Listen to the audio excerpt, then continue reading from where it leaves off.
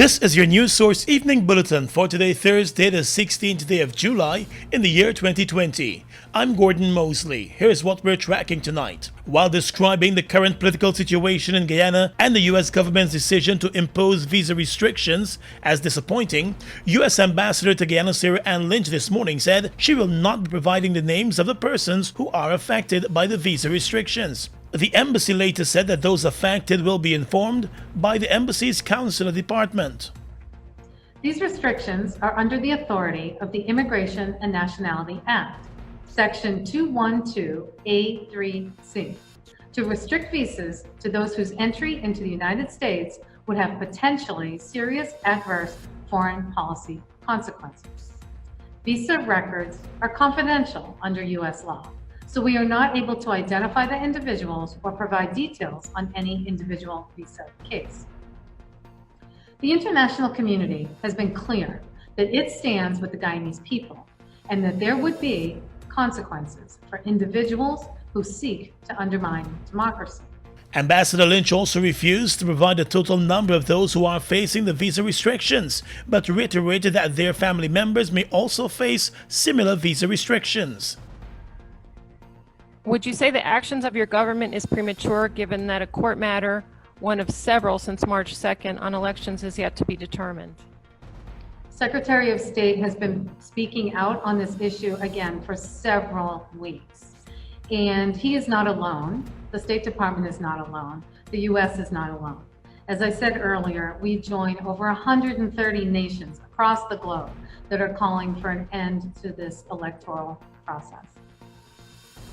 Lisa Hamilton, Guyana Chronicle, did you want to speak? Given the fact that GCOM has not yet made a declaration, which is the basis on which a new president is elected and subsequently sworn in, how does the U.S. government justify requesting that President Granger nonetheless, quote, step aside? Once again, the recount, the initial election on March 2nd, as well as the recount, had substantial observation efforts. International, local, party agents, election officials. There, as I said in my opening remarks, there were 7 separate results for this election. The 2 that were credible were from the initial election and the recount. And the Secretary of State has mentioned that we recognize the legitimate and credible count of the national vote recount. The announcement of the visa restrictions was made yesterday by the U.S. Secretary of State Mike Pompeo, who said the restrictions were targeting persons that the U.S. believe are undermining democracy in Guyana, as the country still waits for a final declaration of the results from the elections. Ambassador Lynch said the actions by the U.S. Secretary General sends a clear message about the consequences attached to subverting democracy and the rule of law, though she said she does not believe the U.S. is overstepping. The Secretary's action yesterday sends a clear message of the consequences of subverting democracy and the rule of law, which pose a danger to us and our hemispheric partners. As a signatory to the Inter-American Democratic Charter and a member of the OAS, Guyana has always been committed to democracy, and we hope it will remain that way. The U.S. has long said that we have no preference for a winning party, as long as that party is selected through a free and fair electoral process that is transparent. Question about whether the U.S. intends to take any further actions against Guyanese officials, the U.S. ambassador said she would not be able to comment on that. She also admitted that the government of Guyana was not formally informed of the visa restrictions. The public was notified yesterday through the statement of the Secretary of State. So there is no need for the U.S. government to formally notify the Guyana government? I can't comment on that.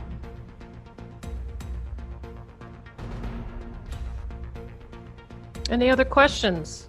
The American ambassador told reporters that it is the Secretary of State who has the power to lift the visa restrictions at any time. She said the United States has been expressing its concern over the situation in Guyana for several weeks and remains a friend of Guyana, even as it continues to call for a final declaration based on the vote recount. More news coming up in a moment.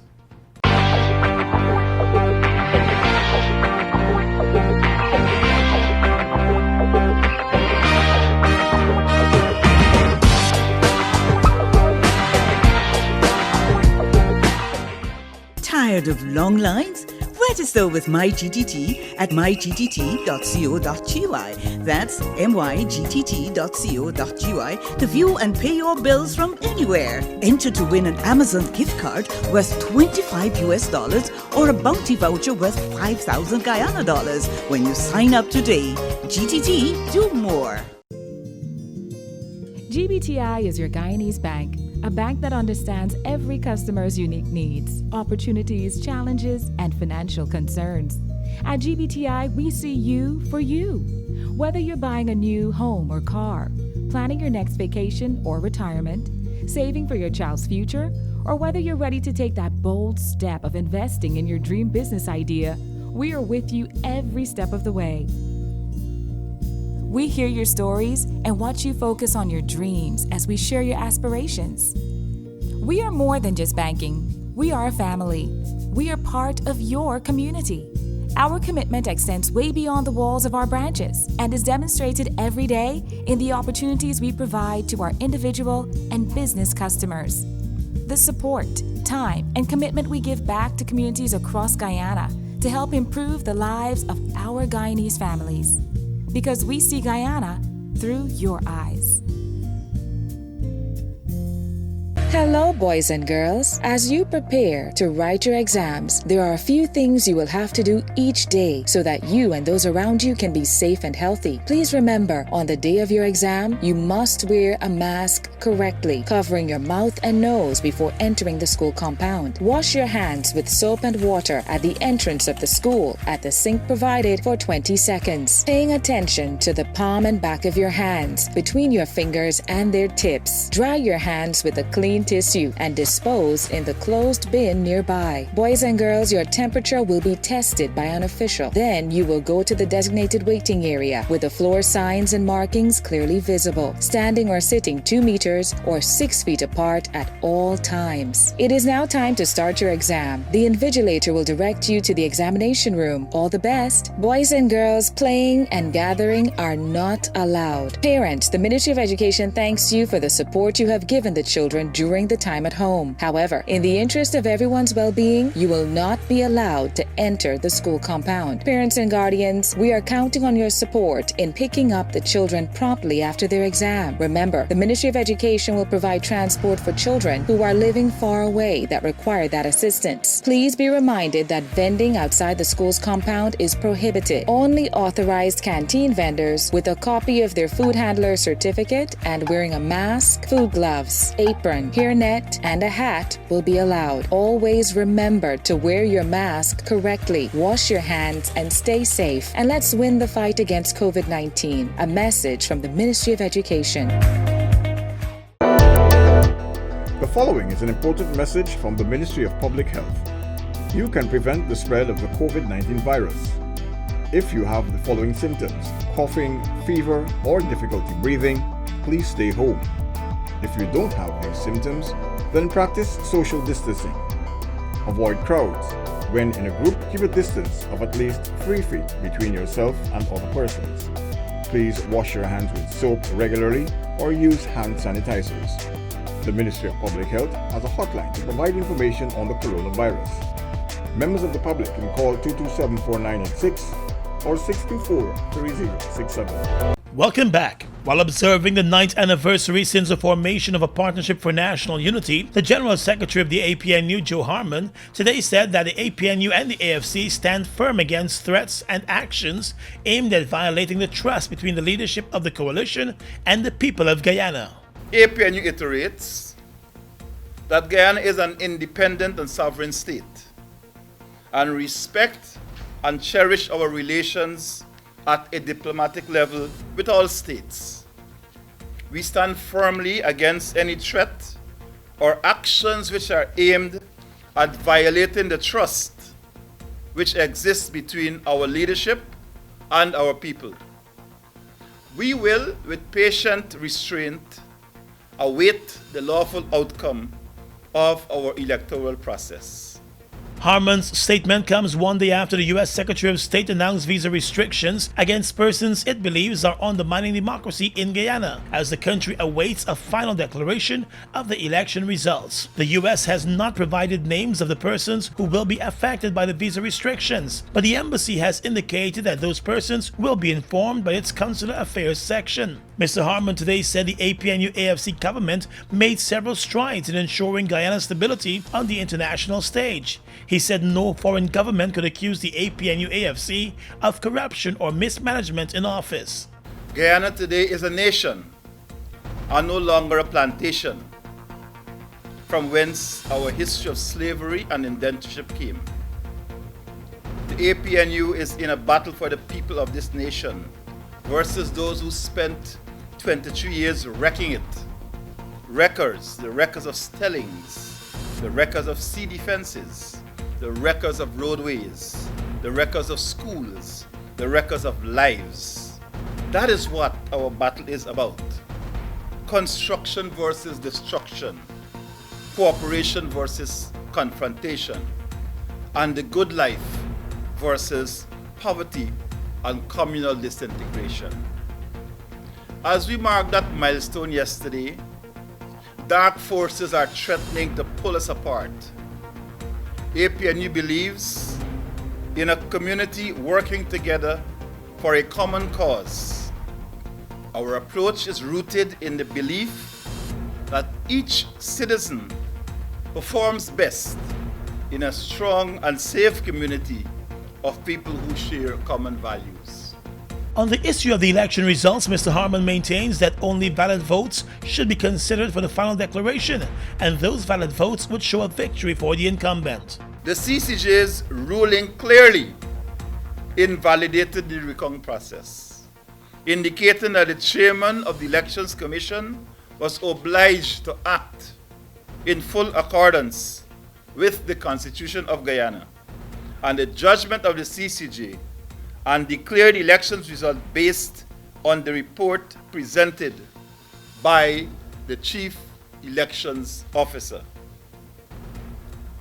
The people of Guyana and the PPP know that the APNU AFC have the greater number of valid votes cast in the elections.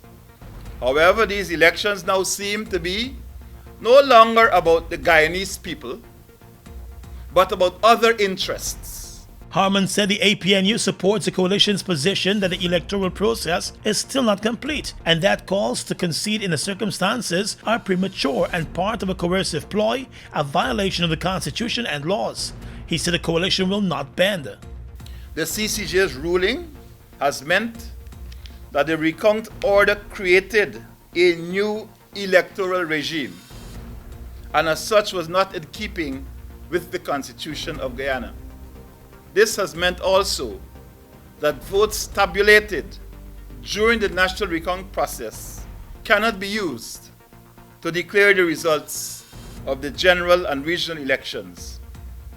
The CCJ in its ruling at paragraph 37 stated further, and I quote, "The presidential candidate on the list for which more votes have been cast than any other list is deemed to be elected as president, and the chairman of the Elections Commission must so declare. The allocations of seats in the National Assembly and the identification of the successful presidential candidate are determined on the sole basis of votes counted and information furnished by returning officers under the Representation of the People's Act." End of quote. There is a current court action challenging the use of the recount to determine the final declaration. The matter comes up for oral arguments before the Chief Justice tomorrow. Let's tell you now that as Guyana continues the gradual reopening and the easing of some of the health emergency measures to fight the spread of COVID-19, an updated order has moved the curfew to between the hours of 8 p.m. and 6 a.m., while indicating that outside dining will be allowed at restaurants. The curfew measures will only be applicable to regions 5 and 6 on Saturdays and Sundays. Under the updated measures, food services and restaurants will be allowed to keep their doors open for takeaway, drive-through, and delivery services up to midnight. Indoor dining will remain prohibited, but outdoor dining will be allowed between the hours of 6 a.m. and 6 p.m. Dining tables must be 6 feet apart, and no more than 4 persons will be allowed at one table. Restaurants will also have to ensure other safety guidelines are followed. The restrictions on social activities at clubs, bars, gyms, and private events will remain in place. And for those places that will be allowed gatherings, no more than 10 persons will be allowed to gather. In terms of employment, public sector employees will now be required to return to their jobs, but they will have to do so on a rotation system that will be determined by the respective head of the agency. Private sector entities will also be allowed to reopen their doors, but the employees should also be made to work on a rotation system determined by the employer. The guidelines indicate that every employer shall ensure a roster is prepared, setting out a gradual return of employees, starting from the most essential and critical staff with 20% increment of staff strength every week, or a rotation system where 50% of the staff are at the workplace on different days to prevent crowded offices for a minimum period of a month, after which the situation may be reassessed. Both public and private sector companies and organizations will have to ensure the screening of workers and visitors. The updated measures will remain in place for the next 3 weeks. The Public Health Ministry is reporting this evening that Guyana has recorded 1 new case of the coronavirus disease and 1 more death in the past 24 hours. The latest fatality was a 36-year-old man who passed away at the Georgetown Hospital yesterday. He became the 19th person to die from the disease in Guyana. The Public Health Ministry also revealed today that the total number of recoveries has increased to 162. 6 recoveries were recorded in the past 24 hours. Those persons have been cleared to go home. With Guyana moving into the 3rd phase of its reopening plan, the Deputy Chief Medical Officer Dr. Karen Gordon-Boyle reminded that coronavirus is highly infectious, and therefore even as persons will be allowed to be out a bit later in the evening and workers will return to their jobs, taking precautions remain important. The Ministry wishes to remind citizens that COVID-19 is a highly infectious disease with potential damage to one's body after recovery, so that even as these measures are relaxed, it is incumbent upon all to take the necessary precautions. Please remember that the highest rate of infection in Guyana is in the 21 to 60 age group, representing 70% of all infections, and you all need to minimize as best as possible your exposure to COVID-19. Regions 1 and 7 remain the current hotspots for the virus in Guyana. The 2 regions together have more than 100 active cases. Dr. Boyle said the Public Health Ministry remains in need of assistance from the residents in those communities. Friends, we cannot allow the exponential increase in cases to continue and overwhelm our health workers. I am therefore relying on all residents, Tushaus, whistleblowers to respond positively and help us to reach those contacts that may be experiencing any COVID-related signs or symptoms, or may have been in proximity with a COVID case. Further, restrict your movement in and out of these regions and remain vigilant concerning undocumented migrants from Brazil and Venezuela who may not have been quarantined.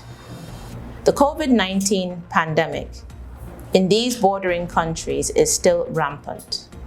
I wish to give you a breakdown in the number of reported cases in region and provide an update on some of the measures undertaken in Region 7. Region 1, 95, Region 2, 1, Region 3, 26, Region 4, 119, Region 5, 0, Region 6, 1, Region 7, 48, Region 8, 3, Region 9, 11, and Region 10, 10. Guyana currently has 133 active cases of coronavirus, with 5 of those persons in the coronavirus intensive care unit. On the police blotter, a 21-year-old vendor who was sentenced in his absence to 3 years in jail for drug trafficking in Latem was arrested at Diamond on the east bank of the Marara today. He will now begin his 3-year jail sentence. The young man, Kevon Ridley Abrams, was arrested back in November of last year at St. Ignatius Benap in North Rupununi with 461 grams of marijuana in his possession. He was charged and granted bail, but never returned for the continuation of his trial. The trial was held in his absence, and the 3-year jail sentence was handed down back in March. Across the Region is coming up next. We give thanks for real. You spend all that money on your watch. How much time you spend with your son? So much money in the club. How much you spend with the ones you love? The simple things are your blessings. Cheese, please. Remember Tyrus Riley, this one we aim to please. The music will never ease. Cheese, please. Are you washing your hands correctly? Here are some tips on when and how to wash your hands. Step 1. Wet your hands with clean water. Step 2. Then apply soap. Step 3. For 10 to 15 seconds, lather your palms together. Always remember to pay attention to your fingers, especially your nails and tips. And don't forget the back and between of your fingers. Step 4. Rinse hands with clean water for about 20 seconds. Step 5. Dry hands with a clean paper towel or tissue. But when should you wash your hands? After using the toilet, before and after eating, preparing or handling uncooked food, after playing with pets or caring for animals, after sneezing and coughing or blowing your nose, before and after changing babies or caring for others. Frequent hand washing or using a hand sanitizer with alcohol as an alternative will remove viruses and bacteria from your hands. A message from the Ministry of Public Health in collaboration with PAHO WHO.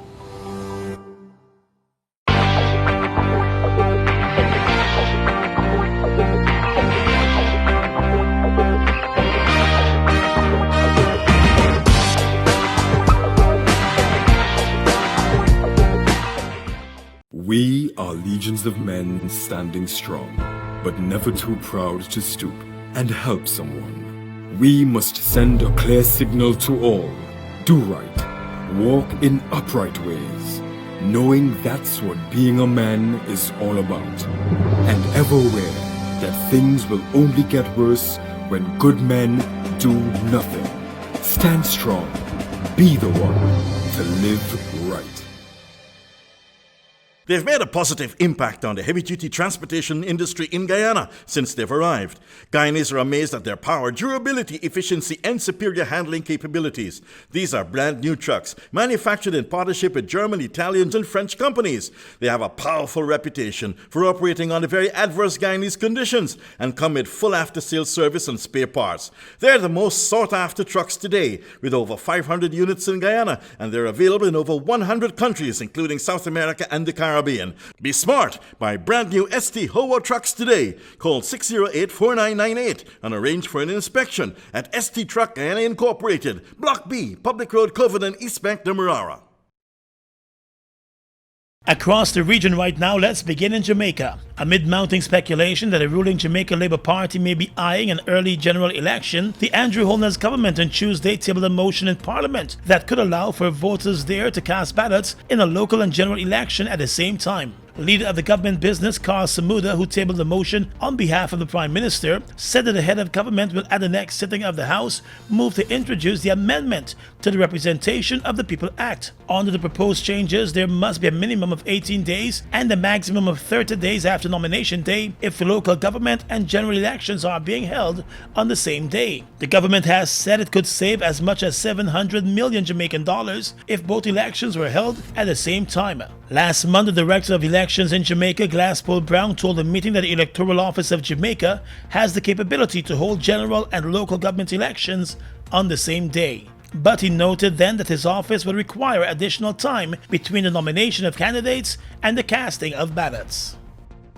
In Latin America, many sex workers in Bolivia say they'll return to work using gloves, bleach, and see-through raincoats. They say the recommendations suggested by the Organization of Night Workers of Bolivia will help keep everyone safe. Prostitution in the South American country is legal and regulated in licensed brothels. Restrictions have slightly eased after an early lockdown in March, but some work, including sex work, is still restricted during a day and night curfew in Bolivia. And finally tonight, international news. The BBC reports that Russian spies are targeting organizations trying to develop a coronavirus vaccine in the UK, the US, and Canada. The UK's National Cybersecurity Centre said the hackers almost certainly operated as part of Russia's intelligence services. It did not specify which organizations had been targeted or whether any information had been stolen, but it said vaccine research had not been hindered by the hackers. Russia has denied any responsibility. And that's your News Source Evening Bulletin for tonight. I'm Gordon Mosley reporting.